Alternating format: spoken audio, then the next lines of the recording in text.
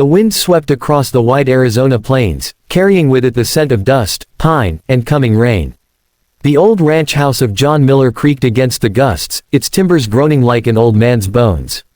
Inside, John stoked the fire while his 8-year-old son, Eli, sat cross-legged near the hearth, trying to finish his homework by the flickering light. "Bedtime soon, cowboy," John said softly, smiling as he ran a hand through his son's sandy hair. Life had been quiet since his wife passed 2 years ago, a quiet filled with chores, silence, and the kind of loneliness that settled deep in a man's chest. Then came the knock. It wasn't timid, it was desperate. 3 hard raps against the door, followed by silence. John froze for a moment, hand hovering near the rifle propped by the fireplace. Strangers were rare out here, especially this late and in weather like this. He opened the door slowly.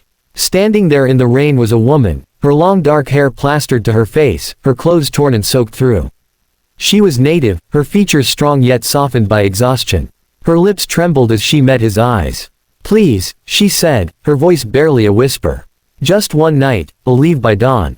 John hesitated. He'd heard stories lately, a fugitive Apache woman seen near the canyons, accused of killing a white settler.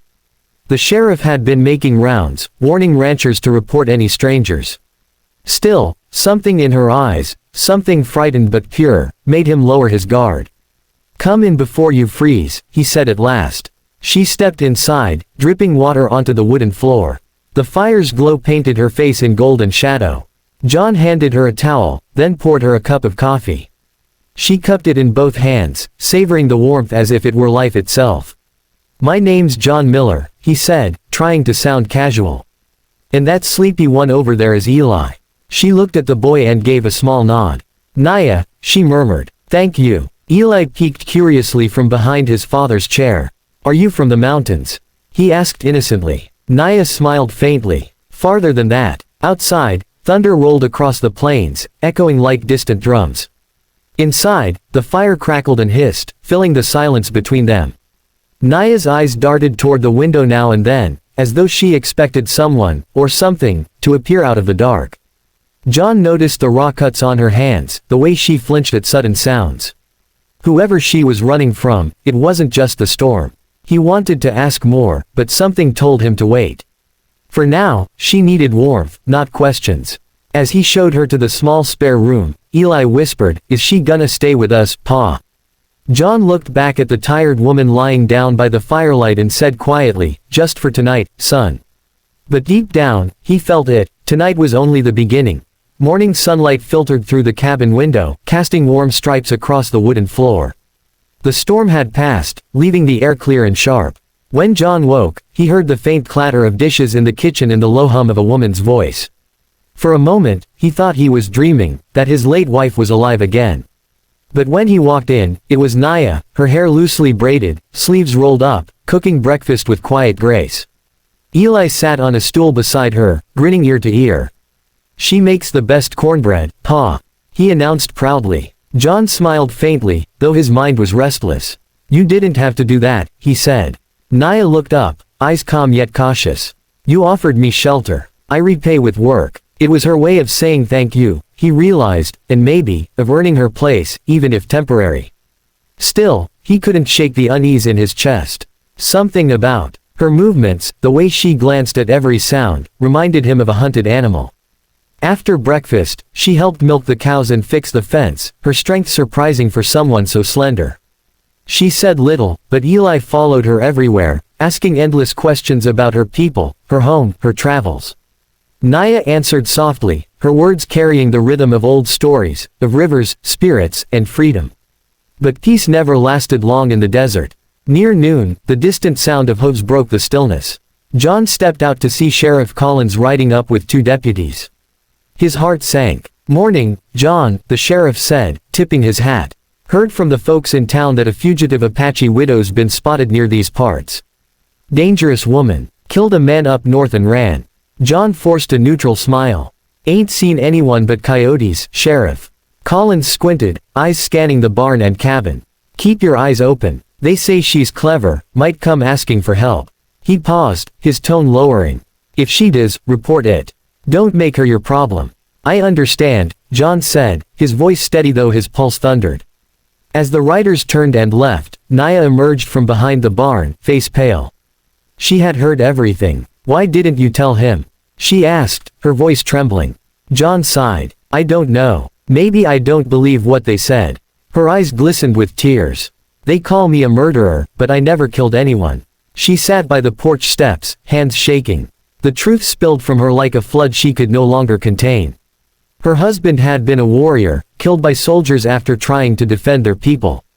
When she stood up to the officer who struck him down, they branded her the criminal. John listened, silent, his gaze fixed on the horizon. He'd known loss, but not the kind that made you run from your name.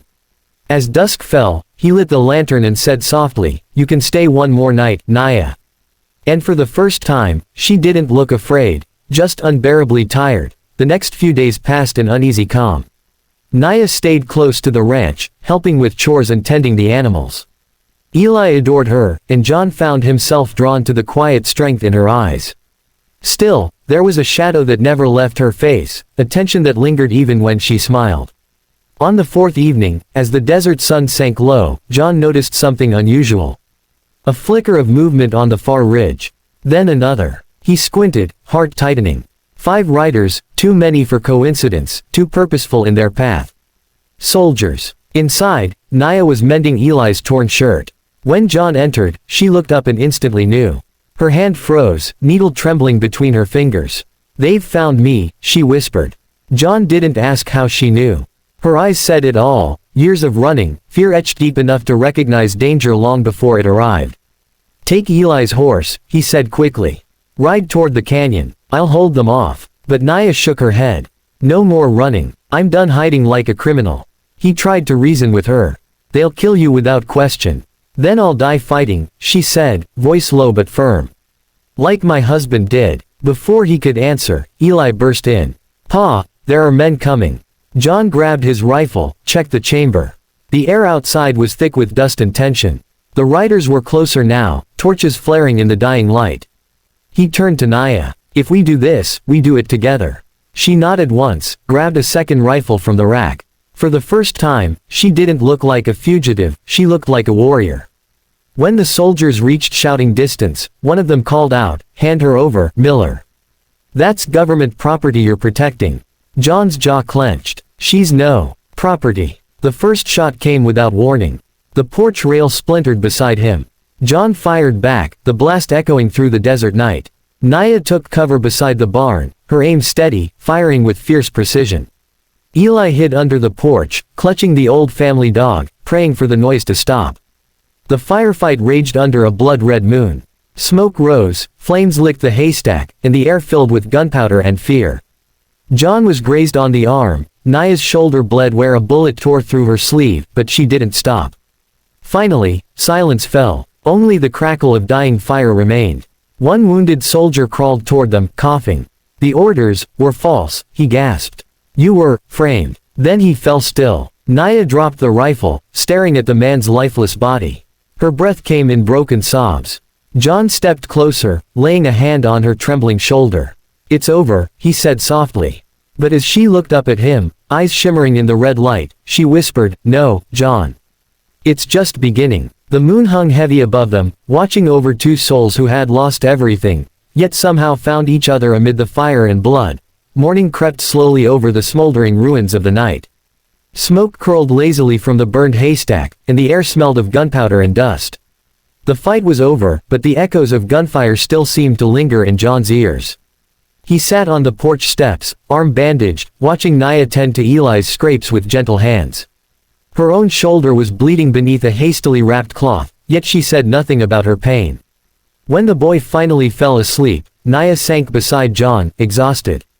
The silence between them was thick with everything they'd been through, the danger, the loss, and the strange bond that had formed between 2 people from worlds apart. "You could still go," John said softly. "They won't stop looking for a while. If you ride north." Naya shook her head. "I'm done running, John. I'm tired of being a ghost." Her voice broke slightly. "If they come again, I'll face them. But I won't live in fear anymore." John looked at her for a long moment. In the early light, her face seemed softer, no longer haunted, just human. He nodded. Then we face it together. For days after, neighbors came by to check on them. Word spread quickly through the small Arizona town about the shootout at Miller's ranch. But when the sheriff rode up again, his face was no longer hard with suspicion, it was weary and oddly remorseful. "John," Sheriff Collins said, dismounting. "Got word from Fort Wilkins. The officer who accused her, he confessed before he died. Said it was all a lie to cover his own crime." He looked toward Naya, lowering his hat. "You're cleared of all charges, ma'am. You're free." The words hung in the air like a miracle. Naya didn't speak. She just stood there, tears welling up, the weight of years lifting from her heart. For the first time in forever, she could breathe. After the sheriff left, John smiled faintly. "So," he said, "what does a free woman do now?" Naya looked around, the small ranch, the golden fields, the boy still asleep inside. "Maybe," she whispered, "she stays." That night, they ate dinner together under the open sky. Eli laughed as he tried to teach Naya how to play a clumsy tune on his harmonica. The moonlight danced across their faces, soft and silver. Weeks turned into months. The wounds healed, fences were rebuilt, and laughter returned to the ranch. Naya worked beside John every day, and slowly, something deeper bloomed between them, unspoken but undeniable. One evening, as the sun melted into the horizon, Eli ran up to her, holding a wildflower. "Mama Naya," he said, grinning wide. She froze, the words striking her heart like light breaking through clouds. Then she smiled, tears glistening in her eyes, and hugged him tight. John watched them from the porch, the wind tugging at his hat. For the first time in years, he felt peace. The Apache fugitive was gone. In her place stood a woman reborn, free, loved, and finally home.